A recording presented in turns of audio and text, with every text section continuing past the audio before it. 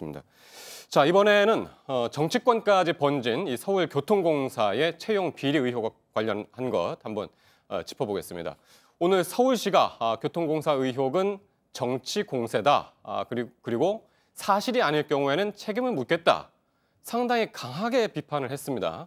네. 네. 오늘 김종욱 교수가 뭐 전 부시장이었기 네. 때문에 네네. 할 말씀이 많을 것 같습니다. 네. 오늘 기자회견을 했던 윤명 부시장이랑 저는 같이 이제 부시장직을 수행했었고요. 그다음에 윤명 부시장이 오랫동안 교통본부장을 하면서 서울시 교통정책에서 가장 잘 아시는 분이라고 볼 수 있습니다. 교통공사 문제 포함해서요. 근데 오늘 전문가시군요. 네네. 윤명 부시장이 말한 것과 서울시의 입장을 좀 정리를 해보면 기본적으로 팩트 체크가 우선이라는 겁니다. 그러니까 이 비정규직을 정규직화하면서 생겼던 여러 가지 문제점의 시기와 절차와 숫자 등이 너무 가짜 뉴스가 많고 거짓 의혹이 많다. 이런 근거 없는 것에 대해서 확실히 좀 따져보자. 그리고 이것이 의도된 거짓 공세라면 책임을 묻겠다. 뭐 이런 식의 강한 의지를 했고요. 네. 그다음에 이것은 저는 감사원 감사를 통해서 뭐 국정조사도 받을 수 있겠지만 감사원 감사를 통해서 먼저 확인할 수 있다고 생각을 합니다. 예. 그리고 더 중요한 건 저는 이 교통공사의 비정규직이 정규직 추진하는 과정에서의 문제점과 강원랜드와 같은 권력형 채용 비리는 질적으로 다르다 생각합니다. 예. 이것은 박원순 시장이 냈던 그 누군가가 누구를 채용해라고 압력을 넣어서 채용한 것이 아니라 네. 비정규직을 정규직화하면서 생겼던 몇 가지 문제점이라고 저는 생각이 들고요. 그러면서 이 비정규직을 정규직화하는 문제까지도 문제 삼고 있는데 정규직화시키기 정책은 저는 끊임없이 추진돼야 된다고 생각합니다. 네. 결국 정리하면 자유한국당에서 박원순 시장 흠집내기의 정치적 공세다. 예. 이렇게 서울시는 판단을 했고 그래서 근거 없는 공세에는 법적 책임을 묻겠다라고 오늘 답을 한 것 같습니다. 그래서 이제 정의당도 국정조사를 이제 같이 한다고 얘기를 하면서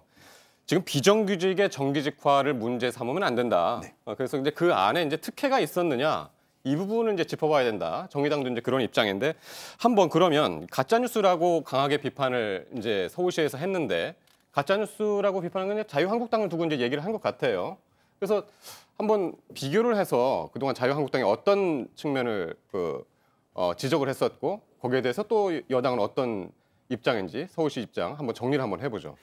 일단은 요즘에 여당에서 뭐 자기네한테 불리한 게 있으면 모든 걸 다 가짜뉴스로 몰아가는 이런 좀 행위가 있어요. 약간 좀 지겨워지기도 하기 시작한 것 같고요. 일단은 지금 무기계약직 1,285명 중에서 108명 친인척이 이제 채용이 됐다는 부분이 네. 나오지 않았습니까? 그래서 정규직 전환 이용해서 대규모 고용 세습이 일어났다. 이런 얘기를 했는데 저 지금 부시장이 얘기하는 것 중에 하나가 이걸 자꾸 정치권화 시키지 말아라. 이런 얘기를 했지 않았습니까? 근데 저는 이게 정치가 하는 이유가 이런 것 때문에 정치를 해야 되는 거거든요. 만약에 진짜 우리 학생들, 특히 청년들이 어떤 공고가 나서 거기에 내가 정의롭게 진짜 정당하게 시험을 봐서 인터뷰를 보고 내가 거기에도 들어갈 수 있다라는 자리가 있기 때문에 공부를 했는데 네. 그 자리 생겨난 자리 자체가 본인을 위한 게 아니고 친인척을 위한 그 안에 일하고 있는 고용 세습을 위해서 만약에 이미 점 찍고 미리 돼 있던 자리라면은 그거 정의하고는 거리가 먼 거 아닙니까? 그런 거 풀라고 정치가 있는 건데 이걸 정치권 이슈하지 말라? 그건 앞뒤가 안 맞는 말이 아니죠. 그러면은 지금 서울시에서는 가짜 뉴스를 뭘 가짜 뉴스라고 그러는 겁니까 지금? 그러니까 지금 나오고 있는 게 전반적으로 그러니까 처음에 이 정규직화 시키는 과정에 있었던 일자리들의 종류부터로 문제를 삼고 있습니다. 여기에서 정규직화된 것들은 뭐 청소라든가 경비 용역 같은 것들로서 안전직이라든가 일부 그러니까 기존에 무기계약적으로 일을 해오시던 분들이 이번에 정규직을 많이 늘리는 과정에서 정규직화했던 거지 마치 청년들이 지금 새로 일자리를 찾고 있는 부분에 있어서까지 이런 정규직 비정규직 논란을 확대시키는 게